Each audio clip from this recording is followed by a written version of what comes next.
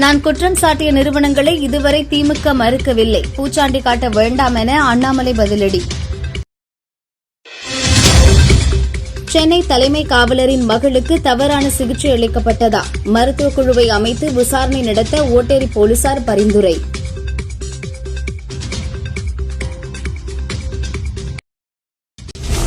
சென்னை வடபழனி ஆண்டவர் கோவில் நிலத்தை அளக்க ஹைகோர்ட் உத்தரவு. 26ஆம் தேதி அறிக்கை தாக்கல் செய்ய வேண்டும்.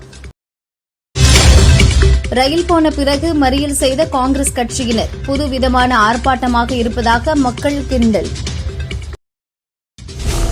சென்னை மெட்ரோ எஸ்பிஐ சேர்ந்து சிங்கார சென்னை கார்டு அறிமுகம். புறநகர் ரயில் பஸ்ஸில் பயன்படுத்தலாம்.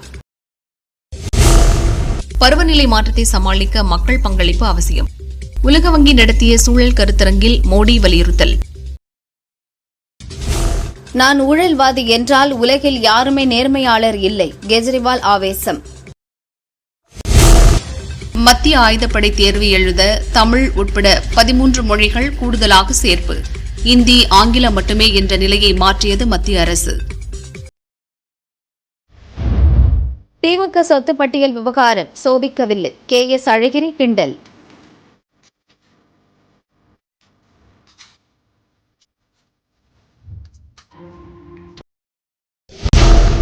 ஆதிக்கம், ஒடுக்குமுறை, சுரண்டல்தான் மனிதர்களுக்கு பகை. பாஜ பகை இல்லை என திருமாவளவன் விளக்கம். கெலவரப்பள்ளி அணைக்கு வரும் தென்பெண்ணை ஆற்றில் குவியல் குவியலாக பொங்கும் நுரை. தொழிற்சாலை கழிவுகளை சட்டவிரோதமாக ஆற்றில் திறந்து விடுவதாக புகார். பதட்டமில்லாமல் அரசியல் நடத்துங்க, அண்ணாமலைக்கு அதிமுக அறிவுரை. பருவநிலை மாற்ற பப்ளிசிட்டிக்காக பாஜ தலைவர் அண்ணாமலை செயல்படுகிறார், சொல்கிறார் அமைச்சர் MRK பன்னீர்செல்வம். நன்றாக படிக்க நல்ல ஸ்கூல் கட்டி தாங்க மோடிஜி. காஷ்மீர் மாணவியின் கியூட் வீடியோ வைரல். ஜப்பான் பிரதமரின் கூட்டத்தில் வெடிகுண்டு வீசப்பட்டதற்கு பிரதமர் மோடி கண்டனம். கிஷிடாவின் ஆரோக்கியத்திற்கு பிரார்த்தனை செய்வதாக ட்வீட்.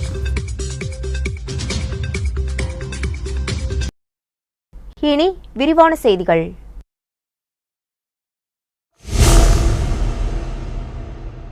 நான் குற்றம் சாட்டிய நிறுவனங்கள் எதையும் இல்லை என திமுக இதுவரை மறுப்பு தெரிவிக்கவில்லை என சொன்னார்.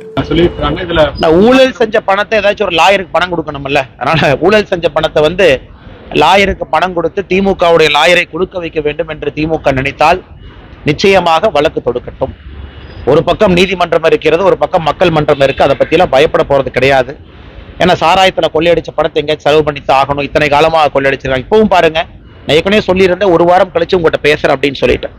இப்பவும் நாம் சொல்லியிருக்கக்கூடிய குற்றச்சாட்டுல ஒரு கம்பெனி என்னுடைய கம்பெனி இல்லைன்னு சொல்லல, இதை மாத்தி சொல்லியிருக்கீங்கன்னு சொல்லல. இந்த கம்பெனி ப்ரொப்ரைட்டர்ஷிப் நான் இல்லைன்னு சொல்லல. அன்பில் மகேஷ் பொய்யாமொழி அவர்கள், உதயநிதி ஸ்டாலின் அவர்கள் நோபல் குழுமத்துல டைரக்டரா இல்லைன்னு சொல்லல. சபரீஷன் அவர்கள் அந்த வெஸ்ட்பேக், சென்ட் ஜார்ஜஸ் பேங்க், அந்த மணி லாண்டரிங் லண்டன்ல இல்லைன்னு சொல்லல. இன்னைக்கும் CMRL இருந்து அதிகாரப்பூர்வமாக அரசு கட்டுப்பாட்டில் இருக்கு. ஒரு கிளாரிபிகேஷன் கொடுக்க முடியல. உப்புக்கு சப்பாக ஒரு பிரஸ் மீட்ல உட்கார்ந்து கதை பேசிக்கிட்டு இருக்காங்க. நேற்று நாம் வைத்திருக்கக்கூடிய எல்லா குற்றச்சாட்டுகளுமே ஆதாரப்பூர்வமாக பெயர் வைத்து நாள் குறிக்கப்பட்டு கம்பெனி பேடோர் வைக்கப்பட்டிருக்கக்கூடிய குற்றச்சாட்டுகள். அதை மறுக்கட்டுமே, ஒரு விஷயத்தை மறுக்கட்டுமே.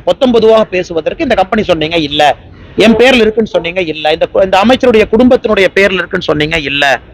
அதையெல்லாம் தாண்டி 3 ஸ்பெசிபிக் குற்றச்சாட்டு, ரெட் ஜெயின் மூவிஸோ, நோபல் ஸ்டீலோ, வெஸ்ட்பேக், சென்ட் ஜார்ஜஸ் பேங்க் மேல வைத்திருக்கக்கூடிய குற்றச்சாட்டோ, CMRL கரப்ஷன் இஷ்யூவோ நானும் காத்து கொண்டிருக்கின்றேன். 24 மணி நேரம் முடிஞ்சிருச்சு. ஆனா நேத்து நம்முடைய பாத யாத்திரை அனௌன்ஸ் பண்ணியிருந்தோம், என் மண் என் மக்கள். இப்ப 24 மணி நேரம் அந்த வெப்சைட் ஆபரேஷன்ல இருக்கு. இதுவரை 31,000 பேர் பதிவு பண்ணியிருக்காங்க. தமிழக மக்கள், கட்சி சாராதவங்க பாத யாத்திரை நடப்பதற்காக. எனக்கு தெரிஞ்சு இன்னும் ஒரு 2-3 நாள் அது 1 லட்சம் தொற்றும். இது ஒரு பக்கம் மக்களுடைய வரவேற்பு. சாதாரண மனிதன் இந்த ஊழலை எதிர்த்து நாம் நடத்தக்கூடிய போராட்டத்திற்கு, பாத யாத்திரைக்கு நம்மோடு நடந்து வருவதற்கு சாதாரண மனிதன் தயாராக இருக்கின்றார். இன்னொரு பக்கம் 24 மணி நேரம் முடிந்தும் கூட அடிப்படையா ஒரு குற்றச்சாட்டை அவங்களால மறுக்க முடியல. சோ இன்னும் ஒரு வாரம் கழிச்சு நீங்க நிறைய கேள்வி கேட்பீங்க, அதுக்குள்ள நீங்க எல்லாம் பார்த்துட்டு வந்துருவீங்க. அதனால இந்த போராட்டம் என்பது தொடரும். ஏதோ ஆரம்பிச்சு நிறுத்த போறது கிடையாது. இன்னும் பல விஷயங்கள் நம்ம ரிலீஸ் பண்ணிக்கிட்டே தான் இருப்போம். பல ஃபைல்கள் ரிலீஸ் பண்ண போறோம். இதுக்கெல்லாம் பயப்படுற ஆள் நான் கிடையாது. நேற்று RS பாரதி அவர்கள் சொன்னதாக கேள்விப்பட்டேன், கோர்ட்டுக்கு சுற்றுலா செல்லுவாங்கன்னு. சுற்றுலா சென்றாலும் அவங்க கட்சி வளர்க்குற இடம் இருக்குல்ல, ஒரு ஊருக்கு கோர்ட்டுக்கு போனாலும் ஒரு 4 மணி நேரம் கட்சி வளர்க்கறதுக்கு நேரம் கிடைக்கும்ல. அதெல்லாம் கோர்ட்டு மீது நம்பிக்கை இருக்கு, அதெல்லாம் பாத்துக்கிறோம்.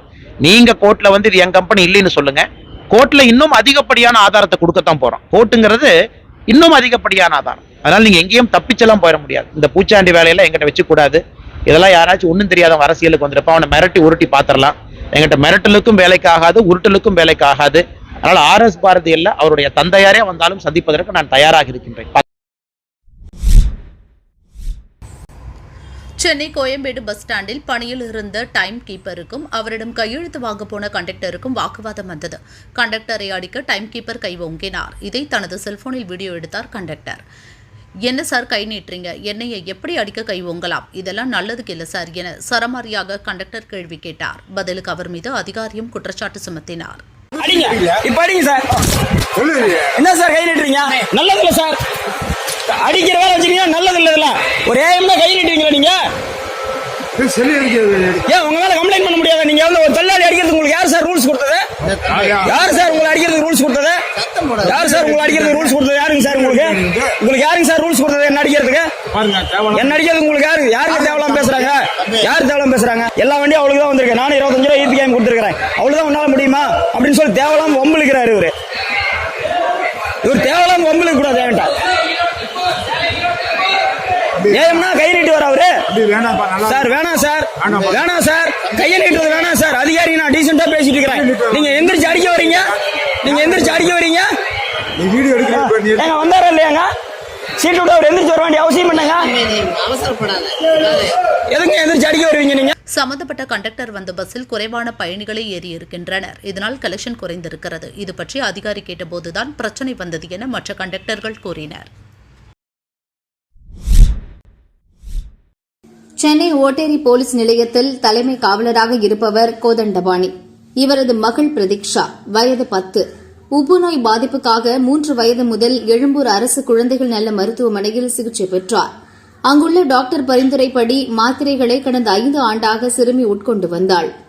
மருந்து மாத்திரைகளின் பக்க விளைவுகள் காரணமாக பிரதீக்ஷாவின் வலது கால் பாதத்தில் இரத்த ஓட்டம் பாதிக்கப்பட்டது. மேல் சிகிச்சைக்காக ராஜீவ் அரசு பொது மருத்துவமனைக்கு மாற்றப்பட்டார். அங்கு சிறுமியின் உடல்நிலை மேலும் பாதிக்கப்பட்டது. ஒரு கால் பாதத்தை துண்டிக்க வேண்டிய நிலை ஏற்பட்டது. டாக்டர்கள் சரியான சிகிச்சை அளிக்காததால் தனது மகளுக்கு இந்த நிலை ஏற்பட்டுவிட்டதாக கூறி தலைமை செயலகம் முன் மகளுடன் கோதண்டபாணி தர்ணாவில் ஈடுபட்டார். குழந்தைகள் நல மருத்துவமனை வந்து தவறு வந்திருக்காங்க எழும்பூர். டைரக்டர் மேடம் கிட்ட ஆல்ரெடி கேட்டாச்சு, எல்லாத்தையும் கொடுத்தாச்சு, டீன் குட்டியும் கேட்டாச்சு, அனைவருக்கும் பெட்டிஷன் அனுப்பிச்சிட்டேன். இதுவரையும் எந்த நடவடிக்கை இல்லை சார். சார் குழந்தைக்கு நெப்ராட்டிக் 3 வயசுல நெப்ராட்டிக் பிரச்சனை சொல்லிட்டு அந்த இதுக்கு போனேன் சார். 3 வயசுல போனேன். 3 வயசுலேருந்து 8 வயசு வரையும் சம்மந்தப்பட்ட மருத்துவமனையில் மட்டும்தான் நான் ட்ரீட்மெண்ட் பார்த்தேன், வேறு எங்கேயும் நான் போகல. அரசு குழந்தை நல மருத்துவமனை மருத்துவர்களால் கொடுக்கப்பட்ட மருந்து மட்டும்தான் என் குழந்தை உட்கொண்டுச்சு. அந்த மருந்தின் விளைவால் ரைட் கால் வந்து என் குழந்தைக்கு அரிப்பு ஏற்பட்டுருச்சு சார். அரிப்பு ஏற்பட்டுனா அதே மருத்துவமனைக்கு நான் போகிறேன். அந்த மருத்துவமனைக்கே போகிறப்ப இவங்க கொடுத்த மாத்திரை மருந்தால் கல்லீரல் மண்ணீரல் பிரச்சனைன்னு தெரியாமல் தவறுதலாக கிளாட்டேஷன் சொல்லி வேஸ்குலர்ஸ்க்கு அனுப்பிச்சு என் குழந்தைக்கு தவறான மருந்து ஏற்றப்பட்டு கால் பாதம் கருகி உடலில் இருக்கிற ரத்தம் எல்லாம் கெட்டு போச்சு. அதாவது ஆப்போசிட் ரியாக்ஷன் ஆகிடுச்சு சார். இதனால் என் குழந்தை எனக்கும் என் மனைவிக்கும் தெரியாமல் எடுத்துன்னு வந்து அதே ICHல டயாலிசிஸ் பண்ணிட்டாங்க. டயாலிசிஸ் பண்ண உடனே என் குழந்தைக்கு இதனால் ஒரு நரம்பு பிரச்சனை உருவாகுது சார், ஃபிக்ஸ் வருது சார். தாவணை சார் இதுவா என்னையா மிரட்டுறீங்க?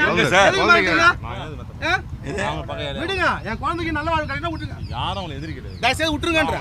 அவர் குழந்தைங்க நான் கம்மியாக இருப்பாருங்களா சார்? ஒன்றும் இல்லை சார், என் குழந்தை பாதை வந்திருக்கு சார்.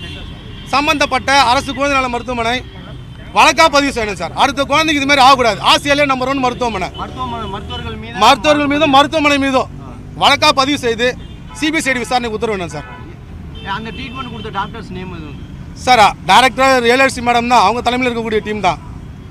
அதாவது இது ஒரு கோரிக்கை. 2வது கோரிக்கை, திருவள்ளூர் மற்றும் சென்னை மாவட்ட ஆட்சியர் தலைமையில் என் பொண்ணுக்கு பாதிக்கப்பட்ட குழந்தைக்கு சரியான விசாரணையாக இருக்கணும். 3வது என்னுடைய போர்ட் சர்டிஃபிகேட், அதாவது என் பொண்ணுடைய போர்ட் சர்டிஃபிகேட்டை உடனடியாக வெளியிடணும். இது மட்டும் தான் சார் என் கோரிக்கை. சிறுமிக்கு சிகிச்சை அளித்த டாக்டர் மீது நடவடிக்கை எடுக்கும்படி ஓட்டேரி போலீஸ் கோதண்டபாணி புகாரும் அளித்தார். சிறுமி பிரதீக்ஷாவுக்கு தவறான சிகிச்சை அளிக்கப்பட்டுள்ளதா என்பதை கண்டறிய மருத்துவக் குழுவை அமைத்து விசாரணை நடத்தும்படி மருத்துவ கல்வி இயக்குநரகத்துக்கு ஓட்டேரி போலீசார் பரிந்துரை கடிதம் அனுப்பினர். இதுபற்றி விசாரணை நடத்த குழு அமைக்கப்பட்டுள்ளதாக சுகாதார அமைச்சர் சுப்பிரமணியன் கூறினார். தவறு நடந்திருப்பது உறுதியானால் சம்பந்தப்பட்ட டாக்டர் மீது நடவடிக்கை எடுக்கப்படும் எனவும் அவர் தெரிவித்தார். மறைமுகமாக வர்றது பேர் அது இல்லைங்க, சர்ப்ரைஸ் விசிட்டு. ஒரு வாரத்தில் 4-5 மருத்துவமனைக்கு போயின்னு இருக்கிறோம். எல்லா மருத்துவமனையிலையும் அதாவது அரசு மருத்துவ சேவை எந்த அளவுக்கு இருக்குங்கிறது எல்லாருமே உணர்ந்திருக்கிறாங்க. எங்கேயாவது 1-2 தவறுகள் நடக்கும். அது மாதிரி நடக்கிற தவறுகளுக்கு உடனடி தீர்வு என்கின்ற வகையில் நேற்றைக்கு அந்த குறிப்பிட்ட தோழர் அந்த செக்ரட்டேரியட்டுக்கு வந்தவருக்கு எல்லாம் நம்பர் வாங்கி நானே பேசினேன். 3 வயசுலேருந்து அவர் ட்ரீட்மெண்ட் எடுத்துகிட்டு இருக்கிறாரு அந்த குழந்தைக்கு. அதுக்கான இப்போ அவர் ஒரு மருத்துவர் பேரில் குறை சொன்னார். நடவடிக்கை எடுக்கிறதுக்கு இப்போது குழு ஒன்றை நியமித்திருக்கிறோம். அது அவங்க முடிவு பண்ணி இதில் ஏதாவது தவறு நடந்திருக்குன்னு சொன்னாங்கன்னா சம்மந்தப்பட்ட மருத்துவர்கள் மீது நடவடிக்கை எடுக்கப்படும். சென்னை வடபழனி ஆண்டவர் கோவிலுக்கு சொந்தமான சென்னை சாலிகிராமம் வீரமாமுனிவர் தெருவில் 1.92 ஏக்கர் நிலம் உள்ளது. இதில் ஆக்கிரமிப்புகள் உள்ளதால் நிலத்தை துல்லியமாக அளந்து தர உத்தரவிட வேண்டும் என கோயில் துணை கமிஷனர் 2016 ஹைகோர்ட்டில் மனு தாக்கல் செய்தார். கோயில் நிலம் அமைந்துள்ள பகுதியில் பொதுமக்கள் பயன்பாட்டிற்காக பொது சாலை அமைக்கப்பட்டுள்ளது. அந்த பகுதி போக கோயிலுக்கு சொந்தமான நிலத்தை துல்லியமாக அளக்க மாம்பலம் தாசில்தாருக்கு கோர்ட் உத்தரவிட்டது. நிலத்தை அளக்காமல் அதிகாரிகள் அலட்சியம் காட்டி வந்தனர். இந்த வழக்கு மீண்டும் விசாரணைக்கு வந்தது. நீதிபதி SM சுப்பிரமணியம் விசாரித்தார். நிலத்தை அளக்கும்படி கோயில் நிர்வாகம் பலமுறை முறையிட்டும் அதிகாரிகள் எந்த நடவடிக்கையையும் எடுக்கவில்லை. கோயில் நிர்வாகம் அளிக்கும் ஆவணங்களின்படி நிலத்தை அளக்க வேண்டும். மாம்பலம் தாசில்தார் 2 வாரத்திற்குள் இப்பணியை முடித்து வரும் 26ஆம் தேதி அறிக்கை தாக்கல் செய்ய வேண்டும் என நீதிபதி சுப்பிரமணியம் உத்தரவிட்டார். புதுக்கோட்டை மாவட்டம் பொன்னமராவதியைச் சேர்ந்த சுப்பையா அழகி தம்பதியின் மகன் வீரபாண்டி, வயது 25. சில ஆண்டுகளுக்கு முன் கட்டட வேலை செய்தபோது சுப்பையா விபத்தில் சிக்கியதால் ஒரு கால் துண்டிக்கப்பட்டது. குடும்ப வறுமை காரணமாக 10ஆம் வகுப்புடன் படிப்பை கைவிட்ட வீரபாண்டி 2022 ஜனவரி மாதம் சூப்பர் மார்க்கெட்டில் வேலை செய்ய பஹ்ரைன் நாட்டுக்கு சென்றார். டிசம்பர் 7ஆம் தேதி பணி முடிந்ததும் தங்கியிருக்கும் அறைக்கு நடந்து சென்றபோது வாகனம் மோதியது. படுகாயமடைந்த வீரபாண்டி பஹ்ரைன் அரசு மருத்துவமனையில் சேர்க்கப்பட்டார். மகனை சென்னை அழைத்து வர பணம் இல்லாமல் திண்டாடிய தாய் அழகி வெளிநாடு வாழ் தமிழர் நலன் அமைச்சர் செஞ்சு மஸ்தானிடம் மனு கொடுத்தார். 4 மாத போராட்டத்திற்கு பிறகு விமானத்தில் சென்னை திரும்பினார் வீரபாண்டி. வீல் சேரின் மகன் வீரபாண்டியை கண்டதும் தாய் அழகி கண்ணீர் விட்டு கதறினார். இது பார்ப்பவர்களை கண்கலங்க வைத்தது.